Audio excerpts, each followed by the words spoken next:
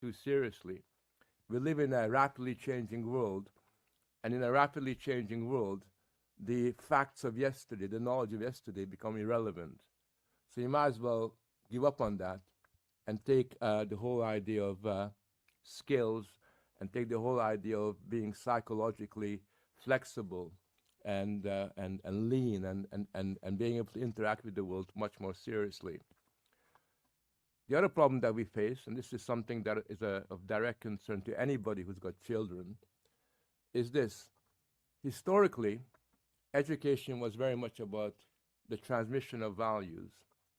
It was about conserving the values of the past, giving them a new meaning in the 21st century, and passing them on to the younger generation. This transmission ideal of education, which is something that everybody signed up to at one point, has been broken. So instead of transmitting knowledge from the past, the legacy of Western civilization, to young people, what we're trying to do is to alienate the younger generations from their past and teach them that everything that has gone on beforehand is ipso facto, by definition, inferior, morally inferior to what exists in the present. And that's a huge problem, because what it does is it creates a psychic distance between the generations and creates all kinds of problems which become increasingly more and more difficult to resolve. It's actually led to what I called in my book on education, socialization in reverse. So rather than adults socializing the young, the teachers, the new pedagogy tells young people to socialize their parents and to teach parents to recycle, or teach parents about good psychological values, or to teach parents about the importance of understanding that there are millions of genders. So the children then become the medium for socializing the old, which I think is a mega problem. And finally, there's another issue, which certainly as a father, I'm really glad that my son has now grown up, so he's not really exposed to this, is the imperative towards indoctrinating children rather than educating children. The relentless process whereby young people are confronted with a politicized curriculum, and not only confronted with a politicized curriculum that teaches them essentially the dogmas that are in fashion, but particularly teaches them to be ashamed of where they come from. It teaches them to be ashamed of their past. It teaches them to be ashamed of their civilization. It guilt trips them and tries to make children feel bad about who they are and where they are. And worse still, and we're seeing this, and I'm sure that Penny will be talking about this, it creates a situation where young children become confused about whether they're girls or boys, become confused about their identities, and we're creating a massive mega identity crisis, which is manufactured within the classroom. So these are all things to kind of bear in mind. Tonight, we have a nice transatlantic exchange of opinion, of experience, which is quite important. And I look forward to our American colleagues telling about their experiences and our European ones about what we're going through.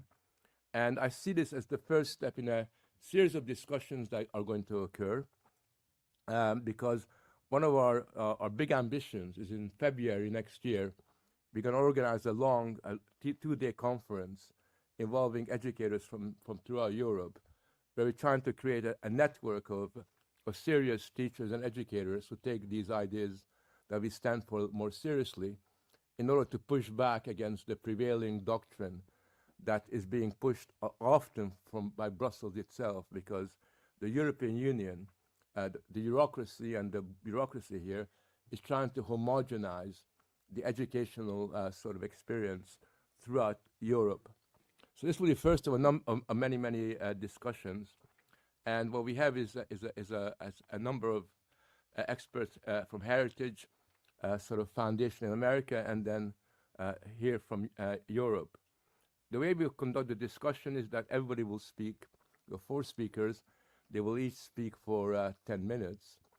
The first speaker will be Mike Gonzalez from Heritage, and he's the I can never pronounce this properly. Is it too long?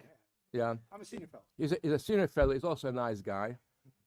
He happens to be accidentally, one of the first guys that ever commissioned me to write for Wall Street Journal when I was still very young, sort of. So my whole journalistic career is probably thanks to him. And when he left the Wall Street Journal, he joined the Bush administration, where he worked, and he's written a book which I would suggest people have a look at, called BLM: The Making of a New Marxist Revolution, which was published by Encounter back in 2021. So, Mike, if you could start us off, 10 minutes, no more. Thank you, Frank. Frank has emphasized the 10 minutes so much that I'm actually going to time myself. I'm not watching my son play baseball back in Maryland. Frank was very young when I commissioned him 30 years ago. It was right after my first communion. So Frank has set up really, really well with the things he said. I do want to push back a little bit on what he said, that these are European ambassadors meet with me a lot in Washington. They say, stop importing these things to us.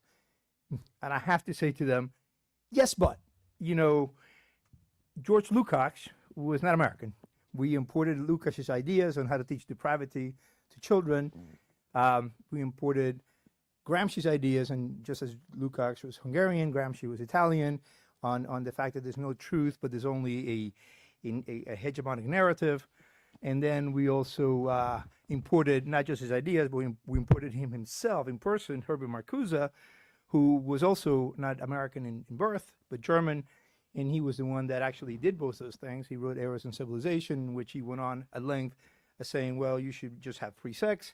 And he was very clear in the book in 1955, in deep, boring Eisenhower America, saying that we want this because it will destroy the family. And then he had One-Dimensional Men in 1964, in which One-Dimensional Men said Americans were just dumb boors. The American worker was even worse than the European worker. He would not start revolution. And then this all led to pedagogy. Frank talked about pedagogy because the book that is most often used in schools of ed is Pedagogy of the Oppressed by Paulo Freire, who's a Gramscian. And it's not really about pedagogy. It's about how to create revolution in the United States. So yes, we're exporting, and I apologize for that. We're exporting all these bad things. But what we did is just we imported them from you. We added value, which means that we added race, which we're obsessed with, and we added things like transsexualism. And then we say, here, you have to push this. And in places like Hungary, where we have a clown ambassador who's pushing really this thing so super hard, no, we should never be treating an ally in this form. So anyway, yes, education has become a main battlefield, and there's a good reason for that. And the way I talk about this often, and I talk about this maybe once or twice a week, is that we're not doing normal politics in America. We're doing regime politics. Normal politics is talking about the top marginal tax rate, which I did a lot when I was an editor of the Wall Street Journal. I used to edit copies, commission pieces on that, or agricultural, policy towards Canada. No, we're really discussing and debating now the Constitution of the United States, both with the Cap C, but also how we're constituted as a country. And regime politics leads to a lot of instability and a lot of noise. So a lot of my European friends are constantly texting me saying, Mike, are you going to have civil war? And I always say, no, this is a political process. It's going to be solved politically. It does generate a lot of noise because it's regime politics. And education is the new battlefield because, and I should say that I'm everybody at Heritage works for Lindsey Burke, but I don't actually report to her, or I'm not supposed to. I am actually in the foreign policy field, but because I do a lot of cultural politics, I have the joy and the honor of working with Lindsey a lot, because education is so caught up in this. Schools, K through 12, and universities is where a worldview is transmitted, where we transmit a worldview, and that's what makes it such a battlefield. Now, I believe that neither side, and Frank alluded to this, neither side should shrink from that idea, the fact that this is where we transmit values. And I think in my country, both sides pretend that's not the case. The left says, no, we're just interested in evidence-based ideas. We don't really want to transmit an ideology. But a lot of my conservative friends also want to pretend that we also want a market, a place where all ideas compete. And I think conservatives, I don't care what the left does, I'm a conservative, conservatives should be disabused of this notion. We should really, be serious about the fact that at schools is where we pass our culture, our habits, our mores, our collective memory. It is not tabula rasa, nor should it be. Now, the left, it's hard to say that it is an ideology that it's teaching. It's more like a counter narrative. That's what they would say, would selves call it. Actually, behind it is collectivism. It's anti-capitalism, but they actually never say that. They find all sorts of euphemisms like diversity, equity, and inclusion, which is not. It's the opposite of what those words are supposed to mean. But at the bottom of it is to teach children, my children, in this case, I have skin in the game. I have 2 children in college, and one in 9th grade, about to enter high school, that America is structurally, institutionally, and systemically racist and oppressive. And if you believe that, then logically what we have to do is dismantle all the structures, the institutions, and the system itself, right? The system is just a Greek word for the way everything works. And what they want is total transformation. This is something that has been a constant for Marxists since Marx himself. Marx, his favorite line was from Goethe, everything that exists should be abolished. And this is something that every leftist has had. They want to dismantle all of society. What we say when we're saying things correctly is, look, we have racists in our midst. We're not unique in that sense. Every society has racists. We have also rapists and murderers. We have to get serious about that. We have to have laws. And in the U.S., we have very good civil rights laws to deal with racists. But we need to, while we prosecute people who break the law by committing racist acts that are illegal, we should not dismantle the system. As problematic as the U.S. is, the U.S. system is pretty good. I happen to be an immigrant. I have lived at least a year in 7 countries. I used to be a foreign correspondent. I know whereof I'm able to compare and contrast, and I think the United States, even today, with all the problems that we have, is a pretty good going concern. We shouldn't just throw it out. I want to accelerate ahead because Frank is looking at me, and I know I only have 4 minutes to go. So once this transformation is accomplished, the strategy is to reprogram the American brain with redistribution, DEI, ESG, and eventually reparations. But really what it is about a transfer of power. And if you read the left as much as I do, they're very serious about power. They mention power. Lindsey talks, I think I did a word search in his book, Rules for Radicals. I think he mentions the word power 75 times. Alicia Garza's book, her last book, is about power. Power's in its title. And they say, well, no, this is about bringing in people of color, being inclusive of people of color. But that's not really what they mean, because if you have a person of color like Clarence Thomas on the Supreme Court, they reject him, and they're very mean about him. And it's the same thing with Thomas Sowell. So it really is about ideas. And in fact, they want to be inclusive and bring in white allies who agree. So what it is about power and an ideology. What we have seen in the U.S. is because of 2020, the fact that we had committed Marxists who used the very tragic death of George Floyd to really try to deliver a knockout blow. They had spent 7 years trying to deprogram the United States and reprogram it, and the media went along with them. You saw a huge uptick in the mentions of white supremacy and all that since the creation of BLM. And then with 2020, we saw a lot of violence. But the American people and the institutions all said, yes, we agree. We agree that we're systemically racist. We need to overthrow the system. The American people said no. And it happened in schools. It was the moms who fought against this. It was the moms who really got in the way of this, moms and dads. But it really, if you travel the country, and this year not so much, but the 2 previous years I traveled to maybe 30 American cities, and I mean all over the map. I really met with moms and grandmoms. Some fathers, but it was really, and in fact, to go back to Gramsci was right when he said that the sturdy institutions of civil society would prevent revolution. And that's what you're seeing in America. And it's a school level thing. This has put political pressure on the states, because this is going to be a state by state battle. Lindsey Burke will tell you she will never let school be run by the federal government. This is the state I like to say it's the natural sovereign of education. Lindsey will say, no, the family is the natural sovereign of education. So yeah, you train me well. But it is really at the state level, and the moms and the dads pushed Youngkin. You may have heard of Youngkin, but Youngkin didn't want to do this. Youngkin was very reluctant to embrace the moms and the dads, and he was losing as late as August. And then he realized, I'm going to lose this race. He fired his consultants and he hired new ones, and he won. And today he has like a 57% approval rating in a state that's bluish to purple. Ron DeSantis, nobody wins by 20 percentage points. He won by 20 percentage points because he did what the moms and the dads did. You've heard this noise. It's generating a lot of noise. It's going in the right direction. I'm very optimistic. Frank, I'm over 10 minutes, but I'm going to leave it now. But I tell you that even though I cannot predict what's going to happen next year in the presidential elections, because there's a lot of different variables that go into who will be elected. It could be very easily that Joe Biden is reelected again. There is definitely a shift. America is turning hard against DEI. America is turning hard against critical race theory. Lindsey will explain to you what critical race theory is. Thank you very much. Yeah, thank you very much. Yeah, that's great.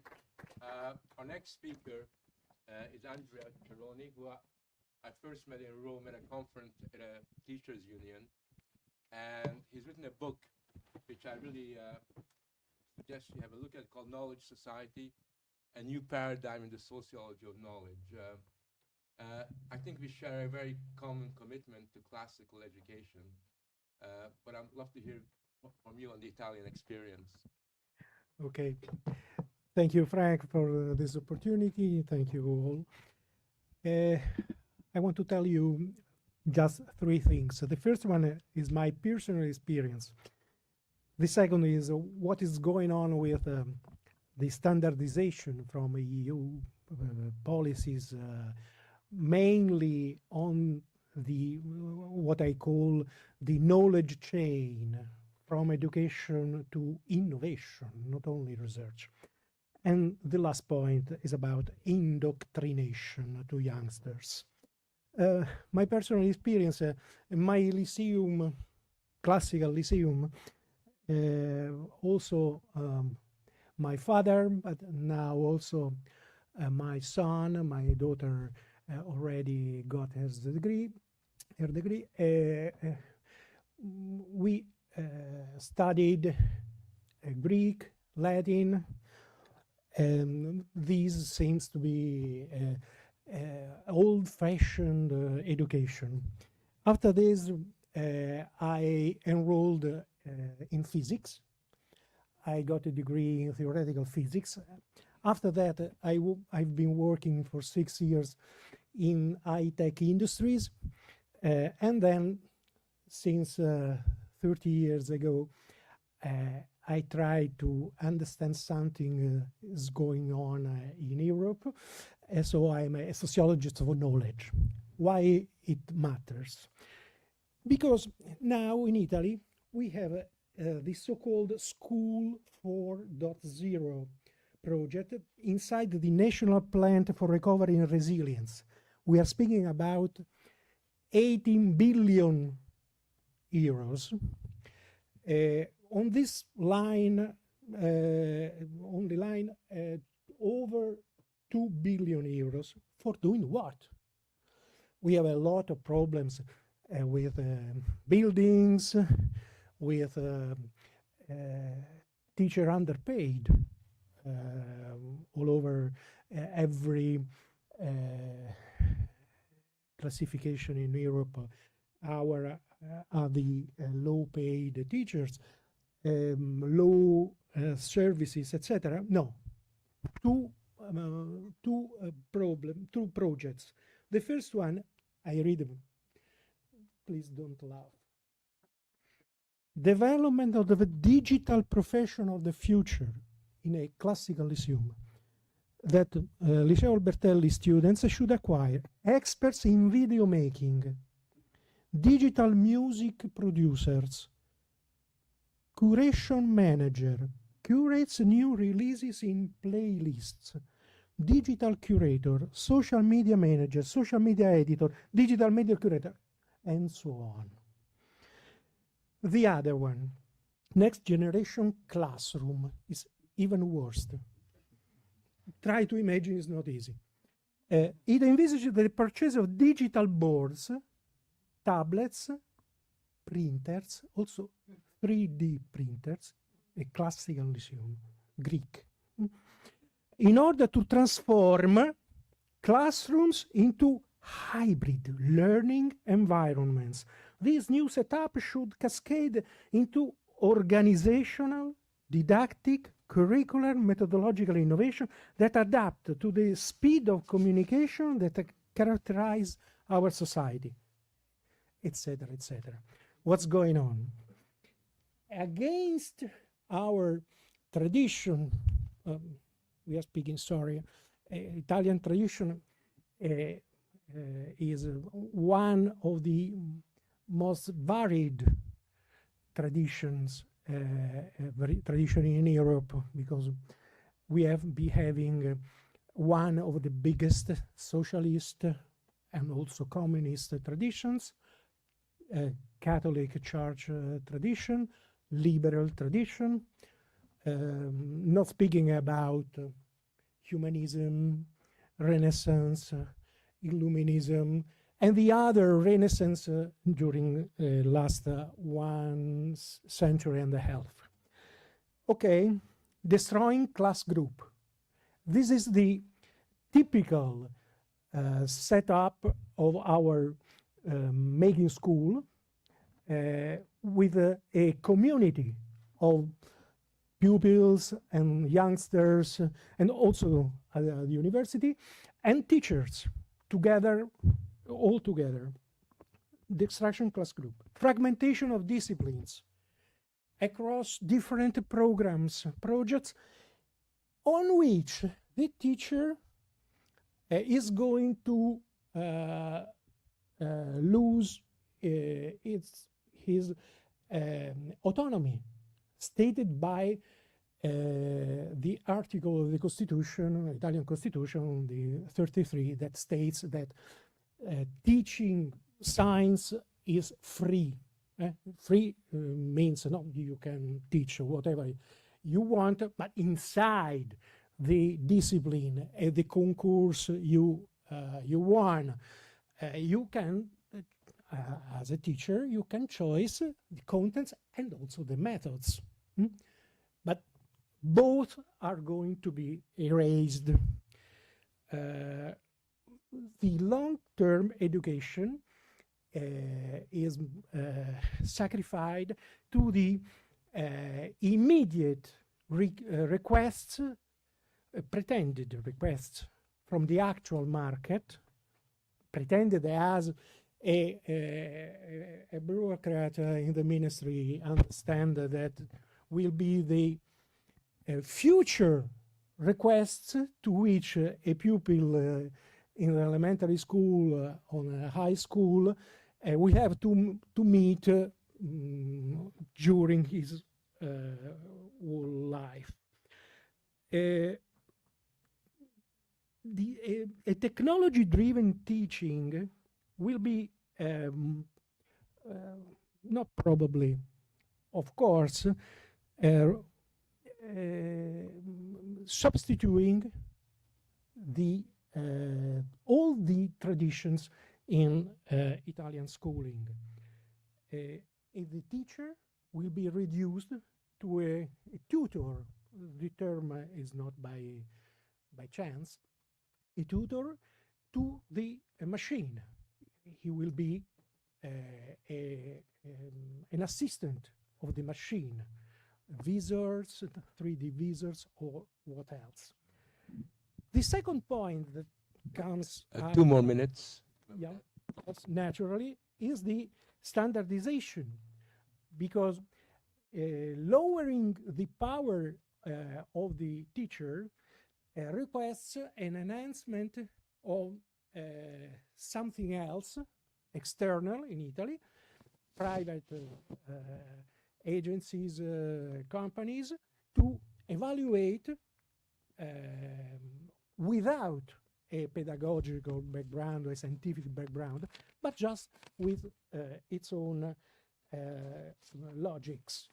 So the standardizations means that the constitutional freedom guaranteed to the teacher will be without any effect in the growing up of our children. The last point is indoctrination. Just one thing. I want to read for you the tests, Baby PISA named, that are going to be supplied to pupils from 6 to 10 years. I will achieve the educational qualification I want. I will always have enough money to live on. I will be able to do what I want in life. I will be able to buy the things I want. I will find a good job. The only thing that you are going to do is to scrutinize families. You can also only know something about the social level, the driving forces within family, not in the pupil. From a pedagogical point of view, the result is irrelevant, but this supplying is nefast. Thank you.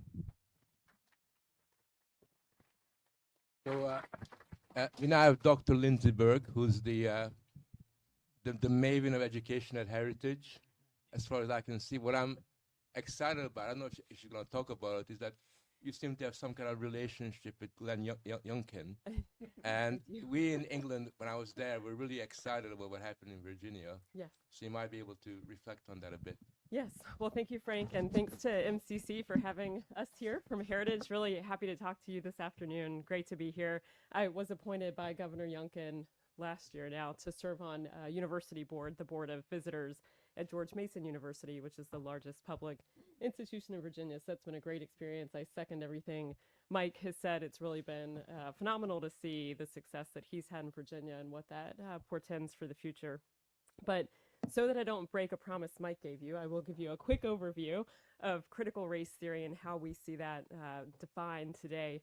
Basically, CRT holds three main tenets: that there is no truth, that there are only competing narratives or perspectives, that your, quote, lived experience matters more than facts. That's the first tenet. The second is that you are either an oppressor or oppressed, and that is a designation that is predetermined by immutable characteristics such as skin color. And then finally, CRT holds that America must be dismantled because it is systemically racist and because it is based on an economic system, capitalism, that leads to inequalities. What do you think, Mike? Perfect. So that is, I think, CRT in a nutshell. And this has made its way and has long been housed in particular within colleges of education, within universities throughout the United States. And Mike isn't wrong that it has been largely imported from Europe, but that makes me optimistic that in our exporting of potentially a worse version of CRT, that we will also export to Europe what we are seeing unfold today in the US, which is this wonderful expansion of education freedom in the states and education empowerment of families. So that's what I want to talk to you. But just quickly on the problems that we're facing today. Mike mentioned Pedagogy of the Oppressed. This is the third most assigned textbook in colleges of education across the country. We know that there is a rampant growth in diversity, equity, and inclusion faculty in universities across the country. My colleague Jay Green has outlined exactly how rampant that is, that these are individuals in universities that aren't leading to a more welcoming school climate at these institutions, that they are there to really enforce a political orthodoxy. And what is particularly unfortunate right now is that we are seeing that same DEI structure, infrastructure, make its way down into K-12 elementary and secondary schools across the country in the United States.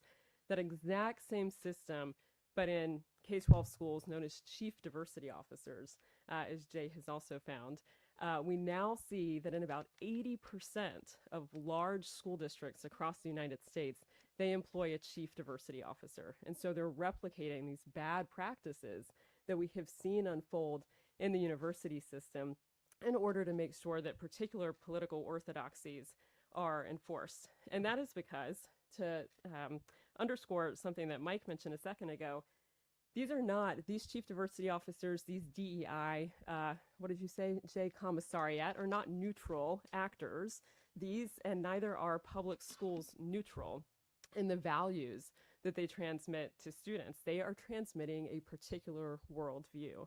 And these worldviews that public schools are espousing aren't neutral. And so the question really becomes something that Jay brought up a little while ago, which is who will raise children and shape their values?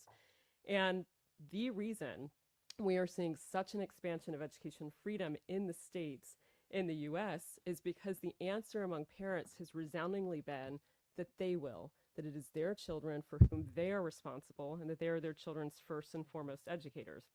This is a paradigm shift. For 100 years in the US, we have placed trust in experts when it comes to the education of children. And what COVID demonstrated, what parents saw when the curtain was unveiled through virtual online learning, when schools shut their doors long after we knew that it was safe for them to reopen in-person instruction, what that did was it broke faith with families across the country. And that laid the groundwork for this massive expansion of choice across the country. And so in 2020, we saw this paradigm shift happen in a significant way. We can go back through the history of choice. You probably know somewhat the history of education choice in the US, but as I'm sure you know, that groundwork was really laid by Milton Friedman. It was his 1955 essay, The Role of Government in Schools, that really did put out that intellectual framework for the school voucher movement. And it would, I say, really remain an academic argument until the 1990s. So for 40 years or so, sort of remained in that article form until we saw a few states throughout the country adopt school voucher models, tax credit scholarship options, where basically instead of assigning a student to a public school based on where their family could afford to buy a home, the state said you can have a portion of the money that would have been spent on your child and you can go to private school. And so we saw the modern day school voucher program slowly expand throughout the 1990s. And then we saw it tick up a little more in the 2000s. Well, in 2011, we saw something significant happen. And that was based, again, on something that Milton Friedman articulated. Milton Friedman was still thinking about school choice all the way in 2006. He gave an interview to an industry publication known as Education Next. And he said in that interview, well, what if you could do part of your education at one school, take part of your voucher to another school, maybe do French in one school, math in another? Why not partial vouchers? And that laid the groundwork for what became known as education savings accounts. And Arizona, the state of Arizona in 2011, became the first state to adopt this new model of education choice. And so in Arizona, now, every single child, if they want, can receive an education savings account, an ESA, literally with their name on a debit card. So the money that would have been spent in a public school, that money goes onto a debit card with the kid's name on it that the parent has in her wallet. And at that point, they can spend that money on a private school if they want, private school tuition. They can hire a private tutor. They can do online learning. They can use it for special education services and therapies. They can buy textbooks, curricula. They can even roll over unused funds year after year. They can even roll it into a college savings account if they want. This is a completely different way of thinking about how to finance K-12 education. Instead of assigning a kid to a school, we're going to give you the money that would have been spent on them on that debit card. And you as a parent, as their first and foremost educator who knows your child better than anybody else, can decide exactly what that education looks like. So for some kids, they don't even enter a brick and mortar school at all. They take their ESA, they might hire a private tutor, buy textbooks and curricula, do a completely customized a la carte education for their child. So that was Arizona in 2011. And we had Arizona, Florida followed in 2014, a couple of other states. But this year, just this year, we have had 6 states adopt 7 education savings accounts. Every single child in those states can now receive an ESA. That is why we really think this is a watershed moment for education choice. that a policy idea that was relatively new, 2011, is now universally available to every single family, regardless of income, regardless of any other test that you might put on a choice program. They have access to it. So this is really a huge shift in how we think about financing, about how we think about who is ultimately responsible for the education of a child. And so hopefully over the next few years, we will see that exported to many more states across the country, and hopefully we'll see it exported overseas as well. But it has, and we can talk more about it, really just been a huge benefit to the participating families. And more important than anything else, it has allowed this critical values alignment where parents have been supremely unhappy with the content of public schools, with the outcomes of the learning that their children are receiving in public schools, with whether or not those schools are even open, with whether or not they are safe and effective. Now, if they want, they can access that money and they can select an institution or any sort of a la carte option that fits their needs and aligns with their values and ultimately the hopes and aspirations of their children. So I'll stop there. That's great. Great, Great thank you. timing, Lindsey. Penny Lewis is from Scotland, and she's the editor for the Scottish Education. The only time in my life I was ever cancelled was going up to the meeting in Scotland, which Penny organized, and discovering that I went to the wrong place because it was shut. But that was an interesting experience. Okay, I'm gonna start with two snapshots. One was a meeting that we had last week, the Scottish Union of Education, actually in the same venue that a church that had kindly stepped in to allow us to get Frank to speak when our venue was cancelled. There were about 85 people. We couldn't end the meeting. There were so many parents that wanted to speak about the negative experience that they had had, particularly in relation to the teaching of gender in schools. There were a number of parents that spoke saying that they had primary school children who had come home extremely confused. One girl, because she liked playing football and she had deemed from what the teacher said that the instruction that she'd got meant that she was probably trans, because as a girl she was conforming to a male stereotype. And another woman whose child was transitioning, and clearly she felt that the process of transitioning had been something that had been led by the school. And at the moment in Scotland, it's perfectly legal, and the advice suggests that parents should not be consulted by schools in situations where it's deemed that there may be a threat to the child if the parents get involved in the discussion of transitioning. That's one experience.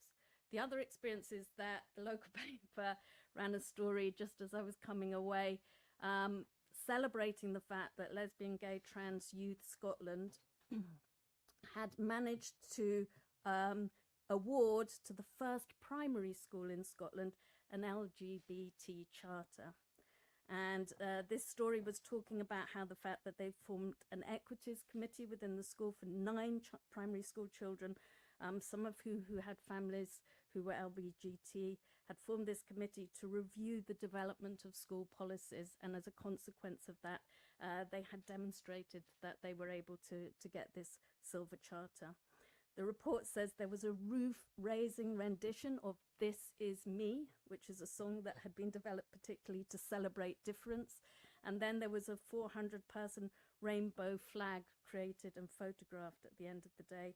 The deputy head said that the appointment of the award of this charter marked a cultural shift, and that all teachers, including non-teaching, all staff, including non-teaching teachers, had undergone LGBT awareness training. The local councillor said he was as proud as Punch because Dundee was leading the way in terms of the country. It cost something between £1,000 and £1,500 for the primary school to go through the procedures that are involved in this charter status. This is in one of the most deprived areas of Scotland. This money comes directly out of school funds. So that's a snapshot of the situation we're in at the moment. How did we get there? That's a much more difficult thing to describe. And what do we do about it? That's something that the Scottish Union of Education is just starting to find out. But just as a little bit of background, not sure how much you know about Scottish education, but at least historically it was seen as being internationally good. It was admired. It was seen as being a very positive part of Scottish culture. There are many newspaper editors that were trained within the Scottish education system in London, even now. So until recently, it was well ahead of the OECD program management, PISA, which assesses the performance of students at 15 years old. But very recently, in the last few years, Scotland has been falling behind on that performance indicator. In fact, the last report was so negative that the Scottish Government tried to prevent its publication by using national interest claims. The Scottish Survey of Literacy and Numeracy records that the attainment levels in Scotland on reading and mathematics for primary school children and early secondary school children have declined significantly since 2011. We can't give a full explanation of the cause of this, but we can identify education reform that took place in about 2010 as part of the problem. That education reform was called the Curriculum for Excellence. It was based on the idea that education should be child-centered, which was seen as an alternative to the English ethos that was developed by the Conservatives in the 1980s. We were told that teachers would be given autonomy, which also was a sort of critique of something that was going on in England. And most importantly, we were told that the curriculum would be concerned with curriculum knowledge and application of knowledge, not abstract propositions, which is quite an important idea, the idea that knowledge is something that must be applied for it to be real. The strapline of the Curriculum of Excellence was successful learners, confident individuals, responsible citizens, and effective contributors. They sound like nice words, but I was a parent with primary school children when this was introduced, and they were very instrumental in the way that they were discussed. And they were written in a language that meant very little to most parents, but seemed to be a language that was shared between the political class and educators. When my kids brought home reports, I couldn't read them. I'm a university lecturer. I couldn't make sense of them because they talked about things like students being secure in relation to an educational level rather than actually telling me what the mark was. This started to be a discussion which was in acronyms. We were talking about GARFEC or Shinari, which mean nothing to you, but they meant nothing to most parents in Scotland. GARFEC means getting it right for every child. Shinari, I'll tell you what Shinari means. It means safe, healthy, achieving, nurtured, active, respected, responsible, included.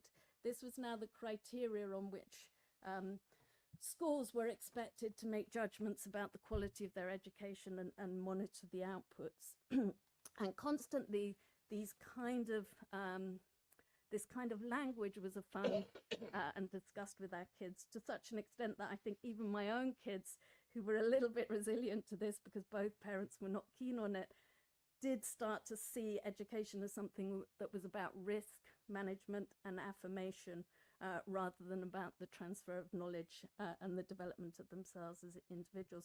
Often when you talk to young teachers, they assumed that nurtured and included, which were two key points in the Shinari indicators, was something that conflicted with achievement. And if as a parent you suggested that achievement was something that you were very concerned about for your child, you were told that you were a helicopter parent or a tiger mum. That was in 2010. Since then, things haven't got better, I'm afraid. In 2014, the Scottish Government, within the context of GARFEC and Shinari, suggested that we needed legislation which introduced a named person for every child. This was an individual, probably located within the school, who would take personal responsibility for your children. After a passionate campaign by Christians, old school social workers, left libertarians, and many conservatives, we managed to push back on this idea. And the Supreme Court ruling decided that the named person raised serious concerns about information sharing, privacy, and the right to a family life. So that was the situation when we hit COVID. Pre-COVID, the Scottish Government had issued a questionnaire to children with very explicit questions about both anal and oral sex. That included children throughout secondary school. And it seemed that parents had started to wake up to the idea that the discussion of sex education in schools was One more minute, increasingly Penny. problematic. But during COVID, many parents started to notice explicit and confusing material appearing in the learning materials that students shared. This kind of awakening to what was going on coincided with the Scottish Government's gender recognition reform legislation, which you may have seen also provoked some kind of reaction among ordinary people and has proved to be particularly unpopular. But at the same time, the Scottish Government were pushing forward on a new curriculum on relationship health, sex and parenthood. Sue has been a mechanism through which parents have started to report on all of the ways in which this new sex education curriculum is really creating a great deal of confusion and trouble for many young people in Scottish society. It takes place in a context in which it's increasingly the case that teachers are encouraged to see their role as guiding the individual in their private life rather than promoting the idea of knowledge and self-development and achievement. And I suppose a lot of these problems stem from the curriculum reform that took place in 2010, but they're really compounded by a situation in which parents are terrified by the fact that teachers don't seem to understand where the boundaries are between parent responsibility and the responsibility of the schools. We've just produced... Could you wind up now? Okay, we've just produced a pamphlet and it's been highly successful, which is really putting the arguments to parents how they can go to their school and argue against the increasingly politicized dominance of gender-based education. Thanks very much, Penny. So what we'll do now is I'm just going to ask a question from all of our speakers, and then we'll take it out to the floor and hear your views, and then get the speakers to get back on that. I want to begin with Mike, and the question I have is something that for me, it's a bit of a beef with American conservatives, which is why is it that American conservatives are fairly strong relative to many parts of Europe? For some reason, they're not very keen on getting their children to become teachers.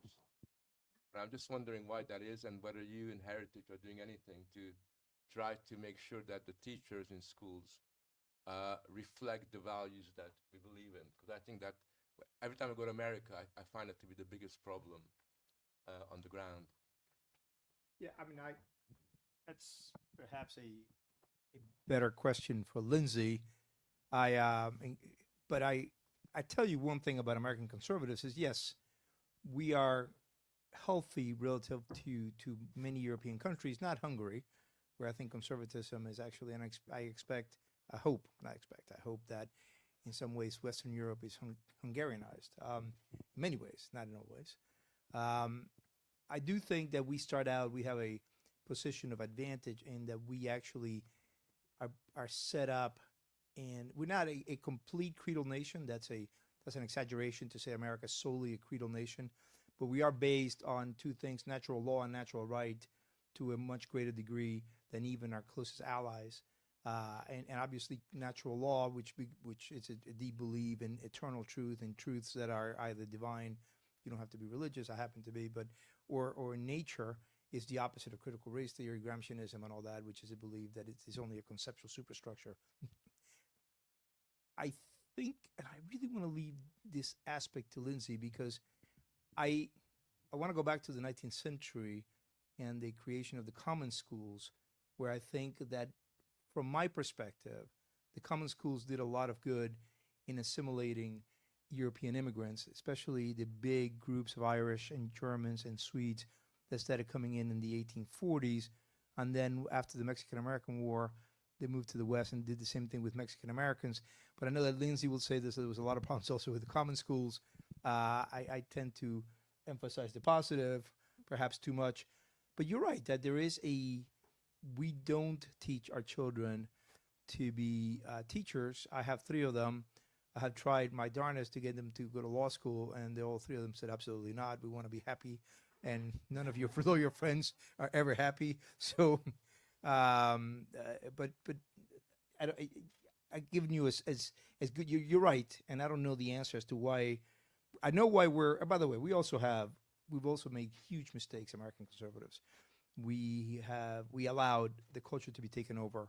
It's a fair criticism when young conservatives come up to me and say, on your watch, Mr. Gonzalez, all the institutions, the Hollywood media, they were all taken over by the left. Why are you still here? And I have explanations. We were getting wise to this in the 1990s, and then 9/11 happened, and everybody migrated to do that, to try to fight Islamofascists, or Islamism, and we took our eye off the ball. But that's just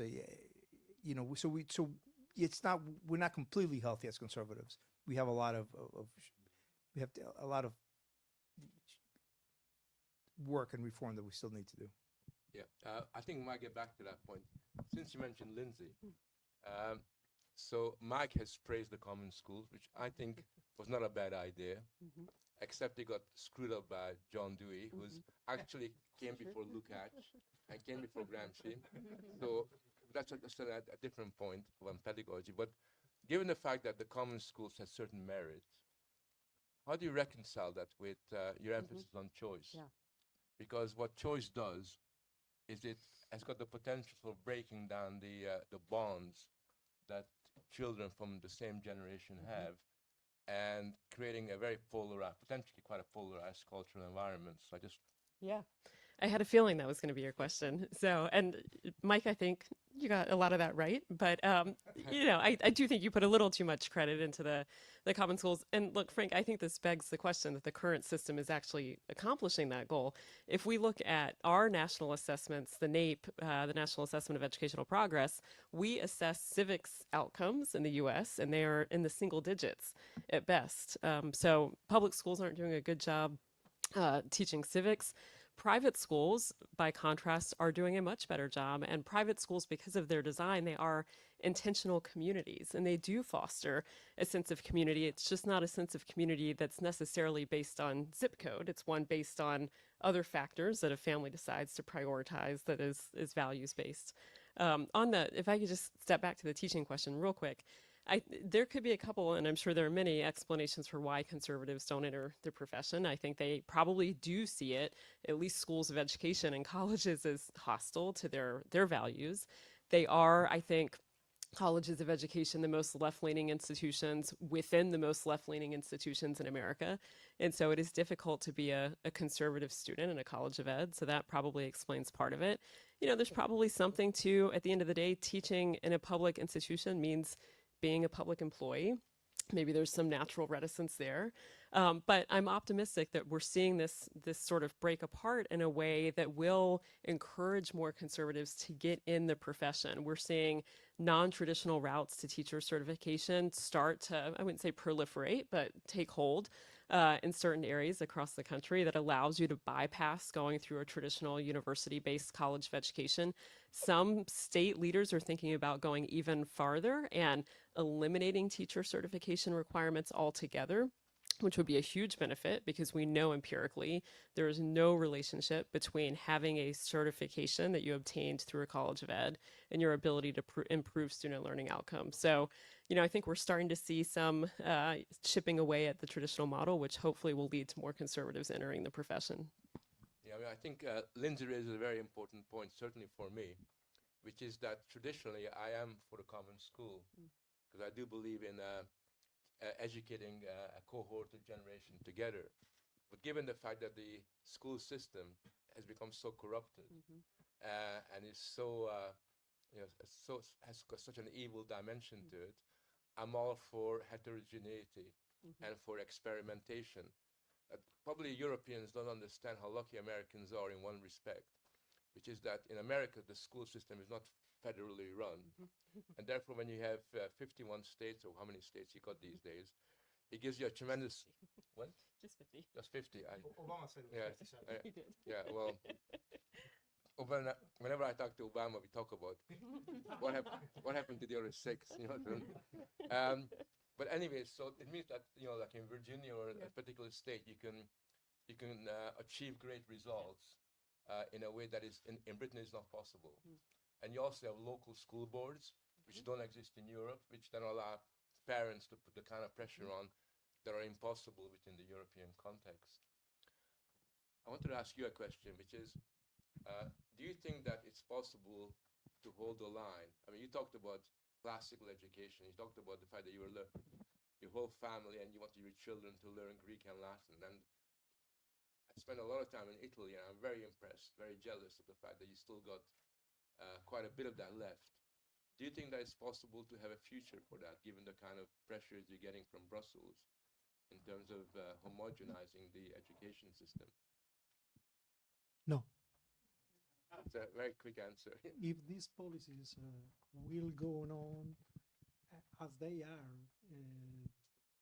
during the last 20 years, and especially during the last 3 years, no, it is not possible, because there is also a mass campaign on the media against these old-fashioned things are dead languages. Instead of this, robotics, artificial intelligence, etc. That is a tragedy. Right. Also because we don't have any industry in these sectors. So it is only manpower that have to go abroad. Thanks very much. Penny, can you say a little bit more about, from your experience, do you think it's possible in a place like Scotland to emulate some of the successes that Lindsey was alluding to and Mark was alluding to earlier on in terms of being able to mobilize parents?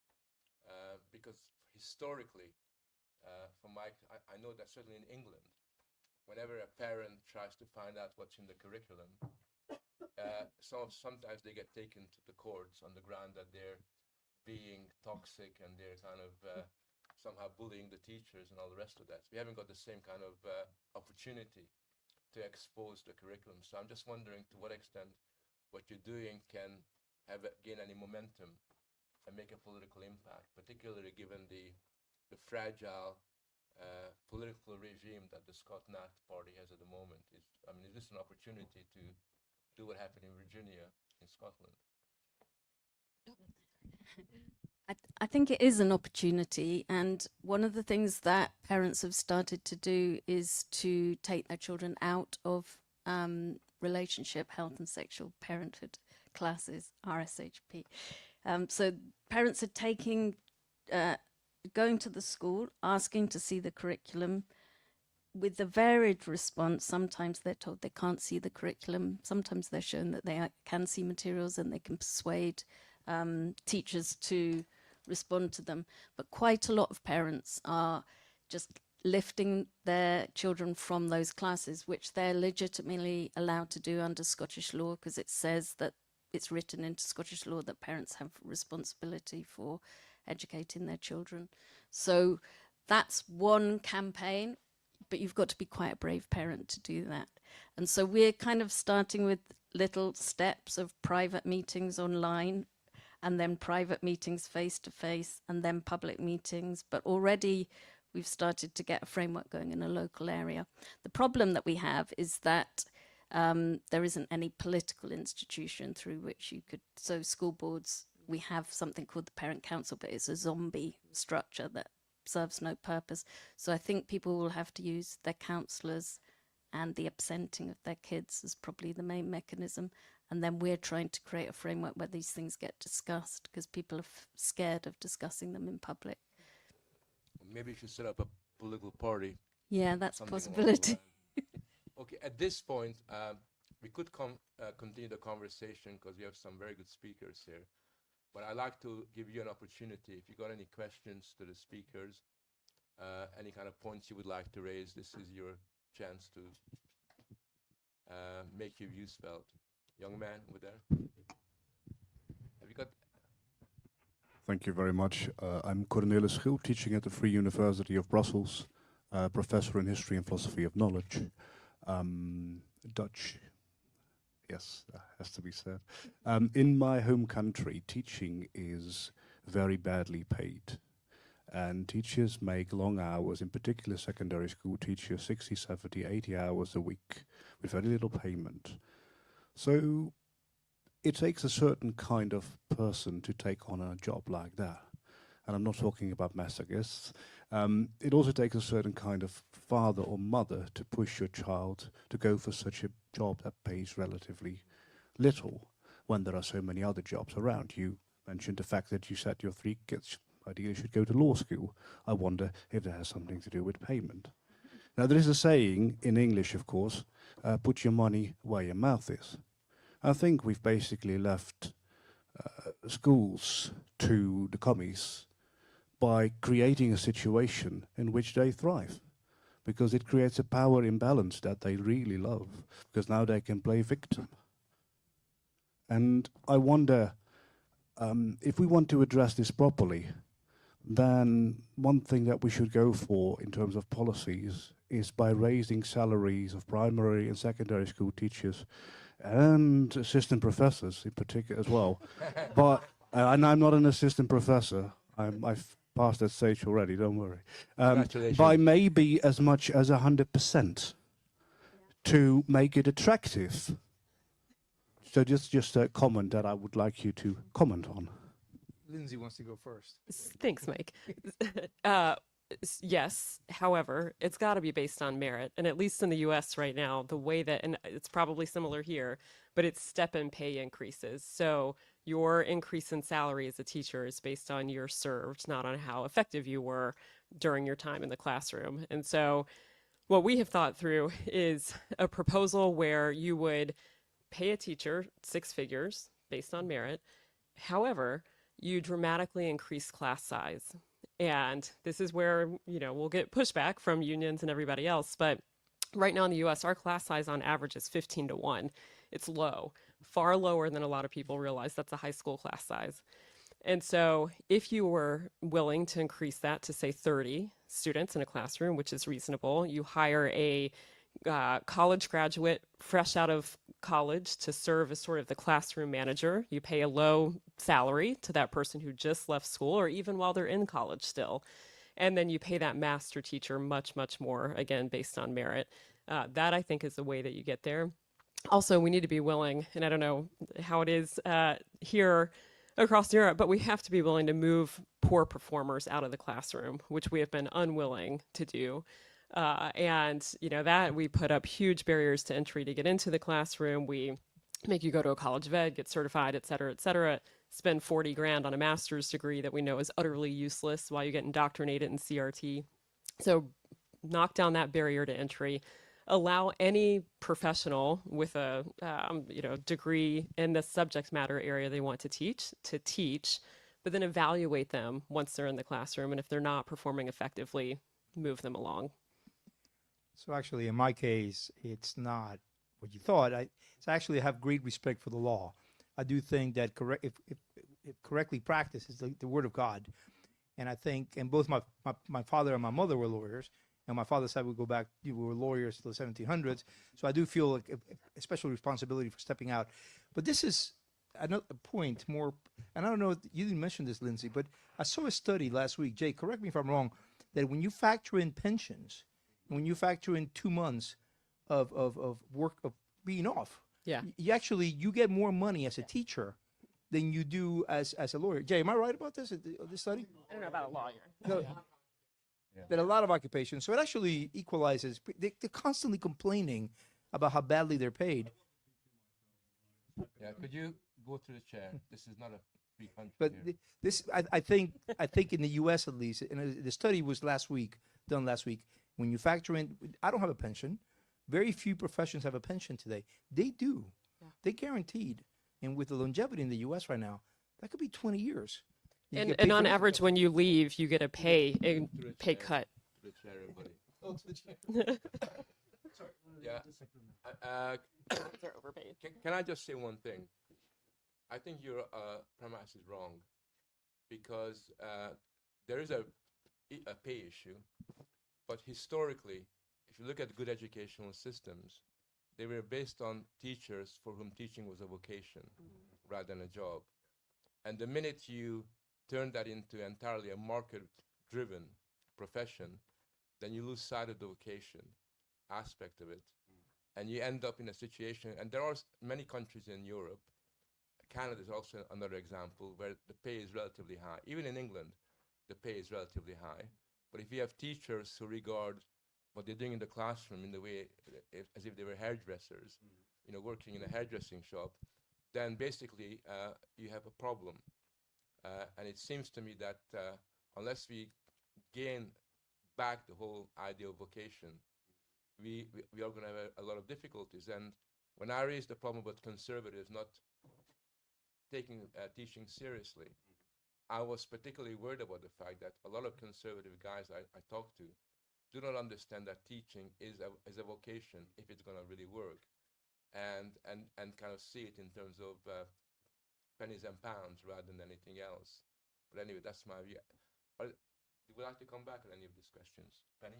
Yeah, I think the other thing is that the barrier to people being good teachers at the moment seems to be this obsession with the self-esteem of the child and this idea of the child-centered nexus for the education. So it's, even if we paid staff well, until we find a way to challenge that idea and start to really celebrate subject specialisms for secondary school. There are large parts of Scotland where there are no physics teachers, no maths teachers, because we've not celebrated the capacity to impart the knowledge to other kids, and then just not being recruited. So I think it's more complex than just money, although money might be good as well.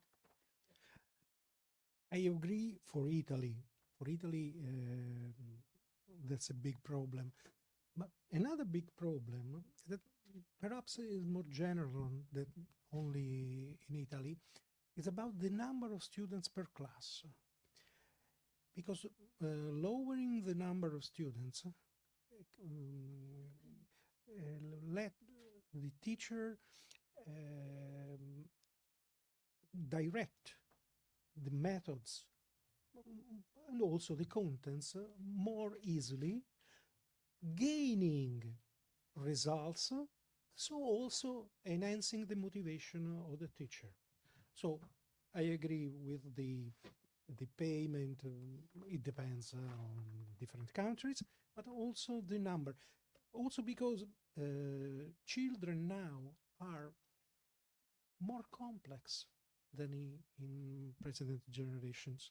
So they need a teaching more tailored on them. That's something we're going to discuss in February.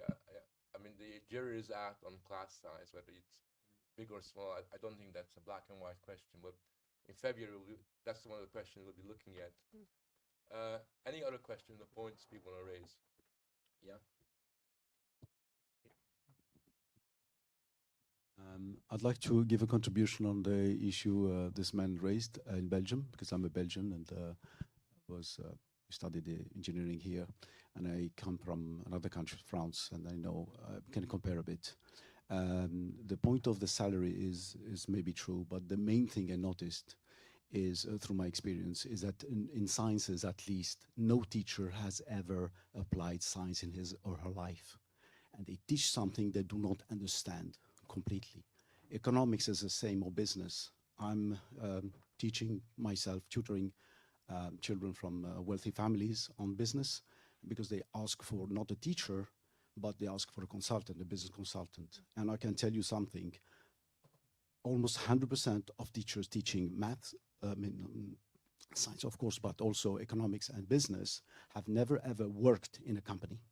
Secondly, ever tried to set up a company. And they teach how to set up a company, how to run it. This is ridiculous. And this is Belgium. I'm sorry. Thank you. Yeah. Thank you very much. Any other points from the audience that people want to raise? No? Yeah? Thanks, Frank. Up until February, I was a teacher of maths in the UK. I taught in one of the best grammar schools in Kent, and I also taught in further education in a very demanding, rundown area. And so this discussion about teachers is very interesting to me. And the thing that hasn't been mentioned is teacher autonomy. So in both situations, I experienced a lack of autonomy. There was not the trust in the teacher. So it's very interesting hearing, Penny, your points about parents' campaigns. And I think you might have some teachers involved in your group. Very interested to know. So I think the pushback from parents is fantastic. But what you have at the moment is a situation where indoctrination is happening to teachers too. They're getting hauled into training sessions where they're told to check their white privilege. They're being told that if they don't affirm students' identity, they could lose their job. So there's not been, in my experience, a great deal of pushback from the teaching profession. If anything, slightly the opposite. So just very keen to hear any thoughts about teacher autonomy, how that's been undermined. And I think, Andrea, you mentioned about the technological side of it, making the teacher more of a facilitator than a source of knowledge. But I think that teacher autonomy thing needs to be addressed.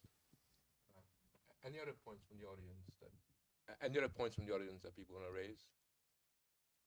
If not, anyone want to make comment on any of this? If I could, on the autonomy, I would imagine that explains at least a part of why individuals are willing to teach in private schools for a lower salary than they typically get on average in public schools. They have more autonomy in private schools potentially than publics. Something else you alluded to. So I think a lot of teachers are tired of all of the indoctrination that they have to go through, to your point. No teacher likes getting signed up or mandated to do professional development classes, which are increasingly leftist. And so providing teachers with both autonomy and air cover to push back against some of this stuff in the classroom is really important as well. It's something, again, we should just pull Jay up here, but something that Jay Green's worked on our team is a model bill that we think does provide autonomy in one particular area. And that's something that's called the Given Name Act. And this was just developed this year. Our friend Max Eden over at another think tank, the American Enterprise Institute, conceptualized it. We turned it into a model bill at Heritage, and now several states, including Arkansas, where Jay is, so we'll give him full credit, 7, have now adopted it in law.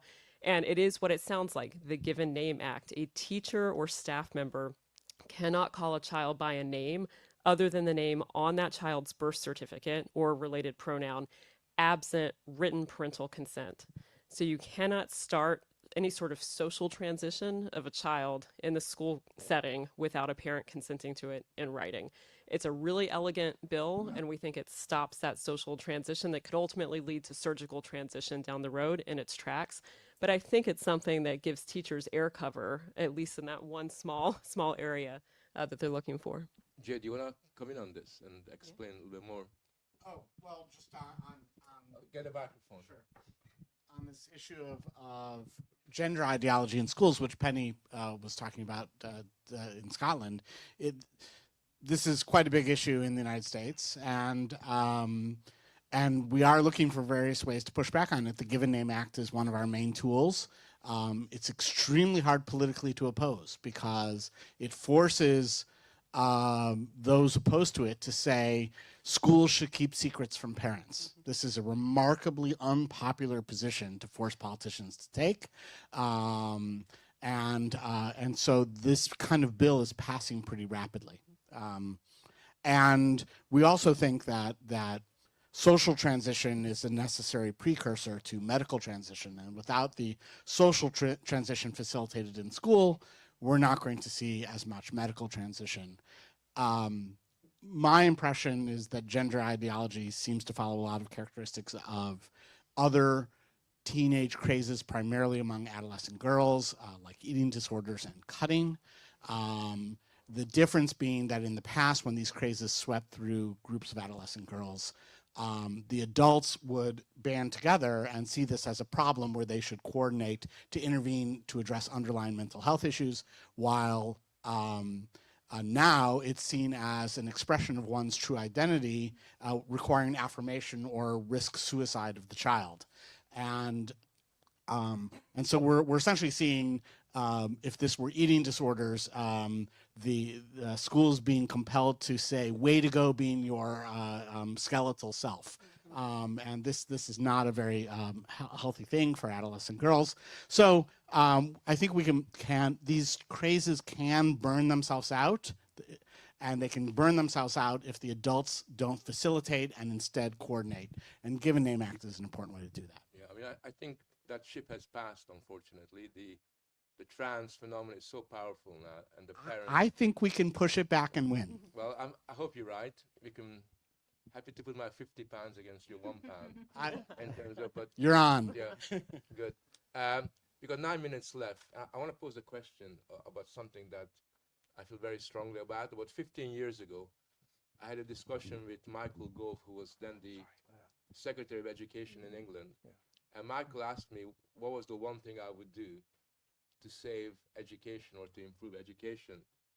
And I basically said, either close down all teacher training colleges, or alternatively build new ones. And I thought, because it seems to me, unless you hit that kind of confront the problem at the level of teachers training, we're never going to succeed.